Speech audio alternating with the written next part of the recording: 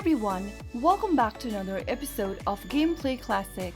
In this video, we will be learning how to download Tap Color Pro application on your Android device. To download the Tap Color Pro application on Android, first of all open your Google Play Store. Go to the search box and type in Tap Color Pro. Once you find the Tap Color Pro application on your search result, click on the install button to download the app. Wait for the application to download and install, which will take a few minutes.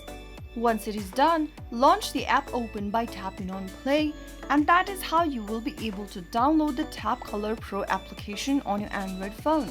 Tap Color Pro is a coloring app designed for relaxation and creativity. If you found the video to be helpful, go ahead and give us a thumbs up. Don't forget to subscribe to our channel by hitting the subscribe button. Press the bell icon so that you'll never miss another upcoming upload from us. I will be back again in the next video. Thank you for watching.